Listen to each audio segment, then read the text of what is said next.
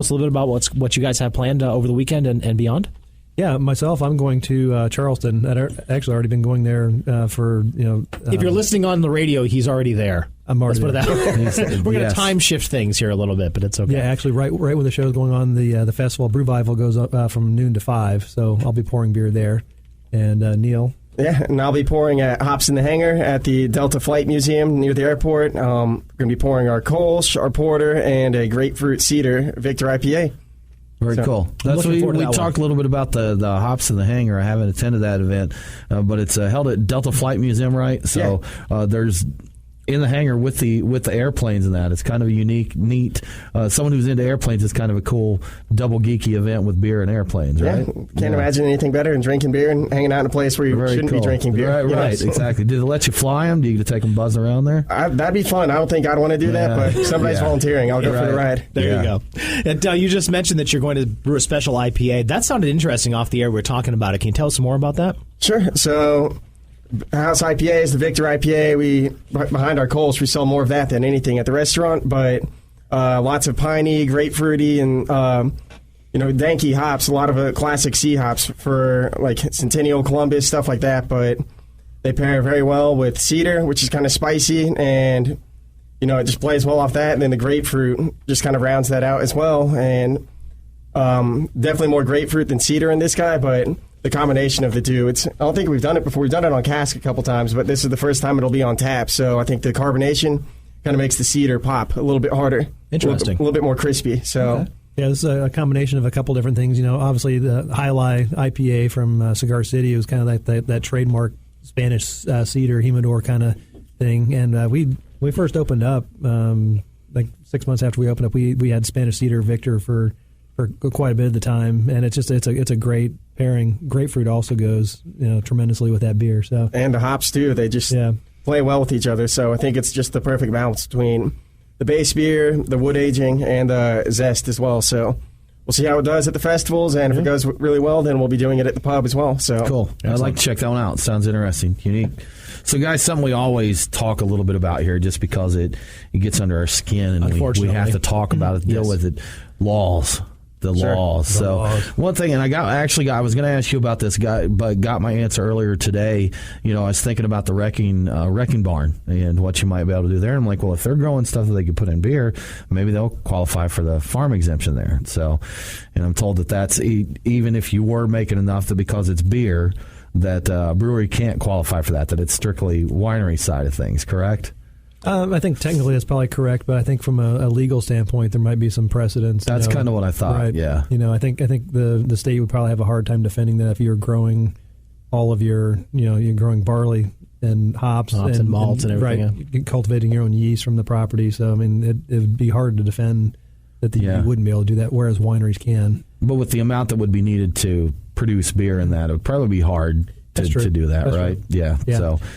Now, outside of that, with just the laws, I know I've seen your beers, as I mentioned earlier, some of them up in my neck of the woods, so I know you do some distribution, and I know that the laws allow now for you to do some packaging. Any thoughts of packaging any of your beers to send out, or just draft occasional? Well, draft only for right now, but throwing around the idea of maybe, when we first started talking about distribution, maybe having a mobile canning line come in to do some small format packaging, but we've just been focusing on draft for right now, and it's been working well for us. I believe Kolsch is, the main thing we focus on for our distribution. It's what sells most in the restaurant, so we figured we should send it out as well. So yeah, it sounds like a popular style. Excellent. Well, Bob Standage, Neal Engleman, thank you so much for joining us. We got one more segment. Do you guys want to stick around for a little bit? Sure. Okay, cool. Well, you're listening to the Beer Guys Radio Show. We'll be back right after this. What's on tap?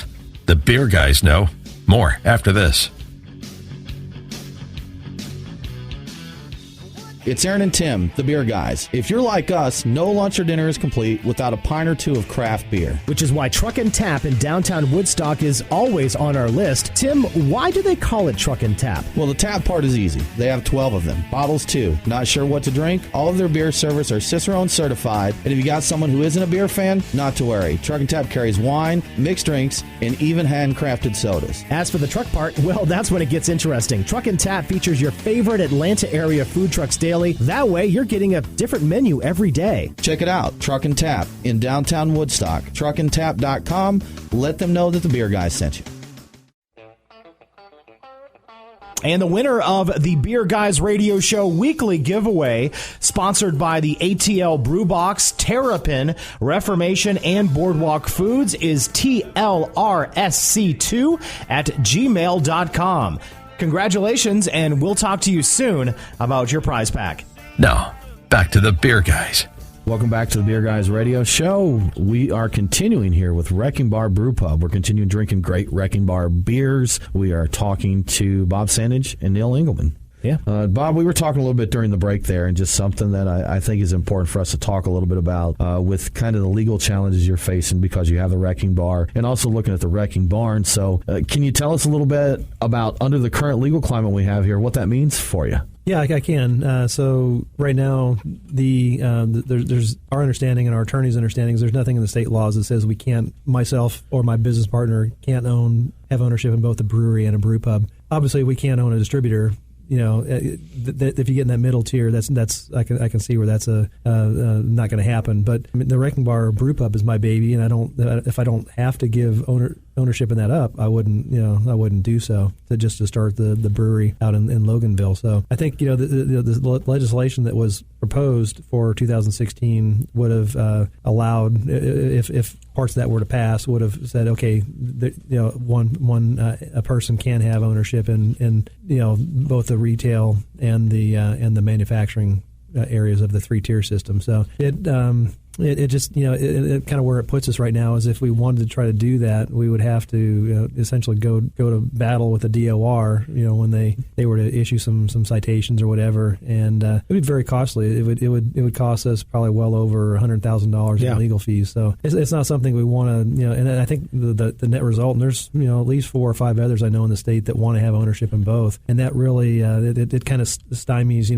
the entrepreneur from saying, hey, like I've got a great product here, and I want to get that out to more people in the market. Yeah, and of course, Bob, this is what we've been saying all along: is that this is not a beer issue; it's a business issue. Right. And the breweries and people who own brew pubs in this state are being prevented from actually doing business like they should, like anyone else should. And if you could start that, you're going to need, if you could do it the way you wanted to, there's going to be additional employees, there's going to be revenue. Exactly. You're going to be paying taxes on that. I mean, these are good things, and right. It's something that I'm still boggled as to why they fight it with all the statistics that show what it can mean for a state's economy that we've seen in too much beer, these strong beers here. I know, it'll get you 9% ABV. Watch but out. For these things that we've seen in other states, we've seen in South Carolina, we've seen in North Carolina, we've seen what positive law changes can do, and it's we're trying here. We're trying. So we actually just saw here recently a Senate resolution has dropped. I believe it just went out yesterday, and we reported a couple weeks ago about a House resolution that came out. Yeah, you talked to Nancy Palmer about this briefly. I did. Too, right? I talked a little bit to Nancy about it. I haven't got a chance to read it in detail yet. I just found out about it earlier today.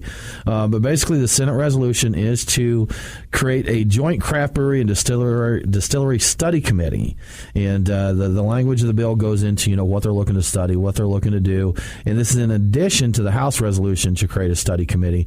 I basically wanted to speak to Nancy and say why are we doing this, or why are you doing this, and what's the benefit? It's just an extra layer to make sure that we get something done here. Yeah, you've got the House, you've got the Senate. If both of them are combining to do this, it just gives a little bit more oomph, for lack of a better term. Senator Martin got 22 co-sponsors on this, which is a huge number of co-sponsors. Yep. I was told he didn't quite have as much time to spend getting these co-sponsors as Caldwell did on the House side, but he got a lot of co-sponsors. 22 co-sponsors on a bill is a lot.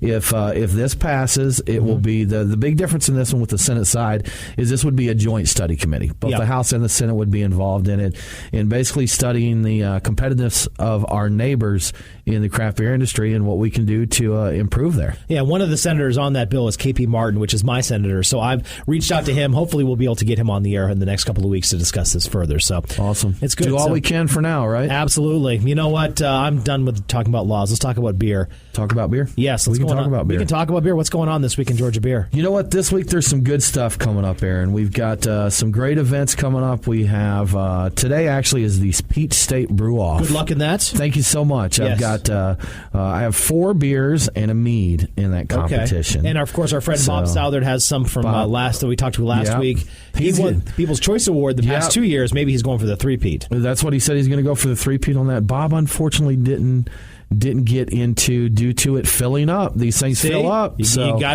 to make deadlines. The standard competition, but he is going to be in there for the People's Choice competition. So I'm going to go down. I intend to win at least 2 medals, hopefully more. So we'll see how that goes. So no, I have 2 beers I feel pretty good about. Good. So we'll see. Now, when you win those 2 medals, don't get a big head or anything next week. I'll just put them on the rack with the other ones there. Nice. So, you look like Michael Phelps coming in with all your medals. That's right. One day. There you go. So, and then also, 3 Taverns has their inaugural table tennis tournament today. That could get ugly. So ping pong and beer. Yes. So that's a good time. Tomorrow, Brews, Boats, and Barbecue at Sweetwater event they're doing. Neal mentioned he'll be at this event, the Hops in the Hangar at the Delta Flight Museum. That event's sold out. If you didn't get tickets, unfortunately, you missed out. That's gone. Also on Sunday, another event that I'll hit that's going to be really good is the Brick Store Cellar Fest. And like I say most of the time is that you suck when you go to these things. You got to jump on it there and you got to get in there. So I'm going to live vicariously through you because that's going to be amazing. Just follow us on Instagram. Yeah, there you go. And you'll see all the great. So but that's going to be a great one. So 2 sold out events there on Sunday. That alone, guys. Talk about these beer laws and the popularity that shows. What a big thing it is. 2 events same day sold out. People enjoy this. It's a good time. We do. On Monday, there's an Orpheus beer dinner at Stem Wine Bar. Check that out. And if you're planning ahead, next Saturday, next weekend, Tiny Palooza at Lincoln Fill Station. Yes. Aaron, you know something about that, yes, right? That's over in Snellville. That's in my neck of the woods off of 78 right there in Snellville. Tiny Palooza is going on next Saturday starting at 1 p.m. And actually, the Beer Guys radio show is going to be live at Tiny Palooza. Oh, boy. At least I hope so. It'll be our first live show, so hopefully everything will go all right. But he's got quite a list of beers already that's going on for him, and he's got some more that are coming in that he said it's kind of special secret ones. I actually have lost my list. You've got it right in front of you. I do have a list here. Do you have some of the featured beers on there? You know what? Some of the featured beers here, Aaron, we're going to see Anderson Valley Huge Arker, which is a 13.5% RIS, 90 rating on Beer Advocate, something from a local brew pub that I really enjoy. Cherry Street Oasis, which is their old as Imperial Stout. That's a great beer. That's a great beer. I love that one. Their Bourbon Barrel Coconut Porter. So, guys, jumping a little bit here, but Wrecking Bar, did I see you're doing a collaboration with Cherry Street here soon? Yes, right? we are. We're trying to get them down at the end of March, and we brewed with them last year an Imperial ESB, so kind of thinking Imperial Pale Ale, more Americanized, not as English in focus. So that's fun. That'll be I cool love the Cherry Street guys. We'll have to get them in the studio sometime soon. Yeah. But Evil Twin, even more Jesus, Evil Twin Imperial Biscotti Break, Founders Project Pam, which is a black ale. I believe that's a Cascadian Dark or black IPA. Aged in maple bourbon barrels. That's tasty beer. So that's on my list. The infamous Goose Island Bourbon County Stout. They'll have that there. Yep. So lots of great beers. I hear there's some surprises they'll have. There are some surprises. I talked to Tiny the other day. Of course, he's the owner of Lincoln Fill Station. So just have to kind of wait and see and check their Facebook page. You can't buy tickets in advance. You buy tickets at the door. It's $30. Just show up there and they'll have, again, plenty of room. They'll have a band there and it should be a lot of fun. And like I said, we'll be broadcasting live from 1 to 2 p.m. It starts at 1 o'clock. So get there early so you can get the best beers. But it's going to be a pretty fun time. So come say hi to us. Absolutely. Get you a sticker. We got some stickers. Maybe we'll have some extra swag. Sure. Check us out. We'll hook you up.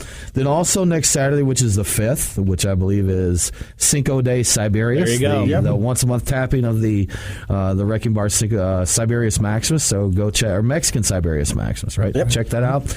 And Creature Comforts has their Emergence Brewery release tour. Oh, that's a good one, too. So that's going to be one. They're not doing tickets on this one. It's going to be first come, first serve at the brewery. Go check it out. This is the latest release from them. Always very popular. Now, I don't have exact numbers, but I've heard there's a good amount of this one. So, there should be some to go around. Yeah. Shouldn't sell out too Wouldn't quickly, be like a See the Stars kind of situation. Right. Hopefully they'll have enough for everybody. That's the plan. So, and then some beer releases this week, Aaron. Some great beers coming up here. We've got from some Georgia brewers, we have Sweetwater 19th that the bottles are out in market now at your favorite store. That is a Golden Belgian Ale aged in Merlot and Cabernet. Cabernet barrels. I've been looking forward to that one. That's tasty. Yeah, check that one out. It's really good. So, Southbound Cluster Flies, which is a Belgian Saison aged in red wine barrels. We're seeing a lot of wine barrels lately. Have you noticed that? I have noticed that a lot of the Belgians Asian wine. It might be a new trend, so to speak. And Southbound, I'm seeing a lot of stuff from them out of the Savannah Brewery there. Some creative stuff there. Yeah, they're some doing interesting good stuff they're doing. So, some future or planned releases that we're seeing. I know people are going to get excited about this one. So, Creature Comforts has a collaboration brew with Other Half, Brooklyn's Other Half Brewing. They did a big, bold Baltic porter.